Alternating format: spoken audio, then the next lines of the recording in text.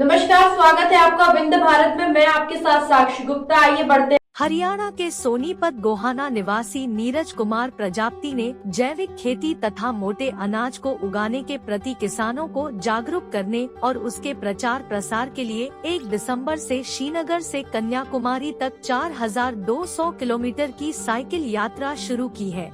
इसी को लेकर वो रीवा अपनी साइकिल यात्रा पर रीवा पहुँचे और लोगों की जागरूक किया। उनकी यह यात्रा 31 जनवरी को कन्याकुमारी में समाप्त होगी। नीरज कुमार ने मिलेट्स के प्रचार प्रसार के लिए श्रीनगर के लाल चौक से कन्याकुमारी तक 4200 किलोमीटर की साइकिल यात्रा 1 दिसंबर से शुरू की थी। उनकी यह यात्रा 31 जनवरी को कन्याकुमारी में समाप्त होगी। इस दौरान नीरज अलग अलग राज्यों से गुजरते हुए गांव-गांव जाकर लोगों को मोटे अनाज के बारे में जागरूक करने के साथ ही किसानों को इसे उगाने के प्रति जागरूक कर रहे हैं। उनकी इस योजना में केंद्र और राज्य सरकारें उनकी मदद कर रही हैं।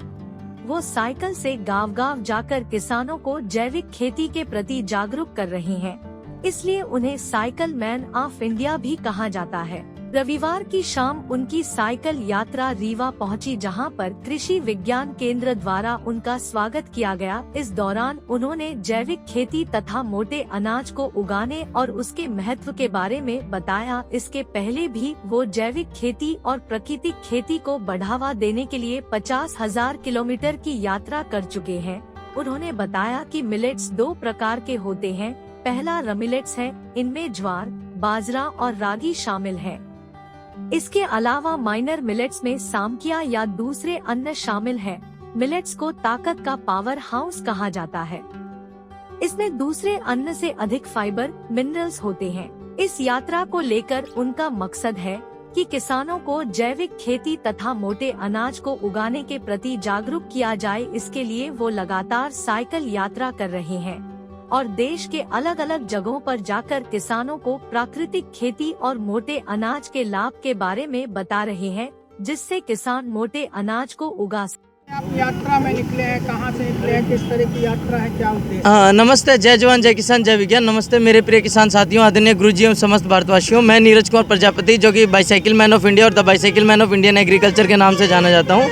और अभी हम लोग, जैसे कि आप सबको पता है, 2023 जो इंटरनेशनल ईयर ऑफ मिलेट, जो कि भारत सरकार के द्वारा जिसको श्री अन्न और मोटे अनाजों की उपाधि भी दी गई है, तो हम लोग इंटरनेशनल ईयर ऑफ मिलेट्स को सेलिब्रेट करने के लिए और जागरूक अभियान करने के लिए हम लोग कश्मीर से कन्याकुमारी की एक यात्रा कर रहे हैं, जिसका नाम है 4200 किलोमीटर की यात्रा है, mission millet from Kashmir to Kanyakumari.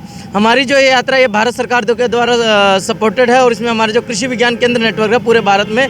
और जैसे कि अब हम रीवा में पहुंचे, तो कृषि विज्ञान केंद्र रीवा में हम लोग अभी आए और रीवा में जस्ट अभी हम एंटर किया, तो आप हमारे साथ जो जनता देख रहे हैं, हमारी आम जनता जो यहाँ की है, उनके साथ हम लोग जो मोटे अनाज है उनके फ़ायदे बताते हैं। मोटे अनाज क्या है कि जो मिलेट्स हैं, या जिसमें आप रागी, ज्वार, बाजरा बोले जाते हैं, कोदो, कुटकी, ये जो अन्न है इनके प्रमोट करते हैं। मोटे अनाजों का फ़ायदा ये है कि मोटे अनाजों में एंटीऑक्सीडेंट की गैलेक्सी ऑफ एंटीऑक्सीडेंट भी कहा जाता है, जिसके अंदर बहुत सारे एंटीऑक्सीडेंट पाए जाते हैं। और जो हमारे भारत में या फिर जो ग्रामीण महिलाएं जिसके अंदर जिंक और आयरन की कमी है, अगर आप उसको अपने देसी अनाज को, मोटे अनाजों को यूज में लाते हैं, तो वो समस्या से भी समाधान पा सकते हैं। उसके अलावा जो ये मोटे अनाज है, इनको उगाने के लिए किसी भी प्रकार का केमिकल या रासायनिक की आवश्यकता नहीं पड़ती, जिसके कारण ये तरीके से ये जैविक और ऑर्गेनिक या फिर नेचुरल बोल सकते ये है।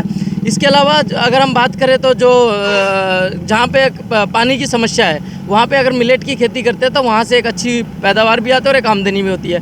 उसके अलावा आप दिन पे दिन देख रहे हैं कि मौसम भी बदल रहा है, क्लाइमेट चेंज हो रहा है, तो अगर आप मिलेट की खेती करते हैं तो उसमें भी आप मौसम के अनुकूल, उसमें कोई मतलब आपको कमी नहीं आएगी, उसमें फ़ायदा ही रहेगा कि मतलब आपकी उपज बराबर रहेगी। तो हमारी जो यात्रा है ये इफ्को सागरिका, उसके अलावा हमारे नेशनल इंस्टीट्यूट ऑफ, जो हमारे फूड प्रोसेसिंग के इंस्टीट्यूट निफ्टम सोनीपत, निफ्टम तंजावीर, और हमारा Indian institute of millet research और भारत सरकार के द्वारा ये हमारी सम्मानित यात्रा है और सपोर्टेड है। और उसके अलावा मैं बताना चाहता हूँ, हमारी जो ये यात्रा है, इस यात्रा को यूएन के द्वारा, संयुक्त राष्ट्र संघ, यूनाइटेड नेशन, FAO के द्वारा भी सम्मानित किया गया अंतर्राष्ट्रीय स्तर पे 190 देशों के साथ में। तो ये हमारी यात्रा। आज हम लोग कृषि विज्ञान केंद्र पहुँचे रीवा में, और हमारे साथ आप देख रहे कृषि विज्ञान केंद्र के अध्यक्ष incharge doctor Ajay Pande sir. उसके अलावा आप मेरे साथ जो देख रहे हैं, हमारे ये पूरा KVK का स्टाफ है, जो हमारा कृषि विज्ञान केंद्र है, पूरे भारत का एक नेटवर्क है, सबसे बड़ा नेटवर्क है, जो किसानों को टेक्नोलॉजी हो या जो भी किसानों की समस्या है उसके ऊपर दिन रात कार्य करते हैं।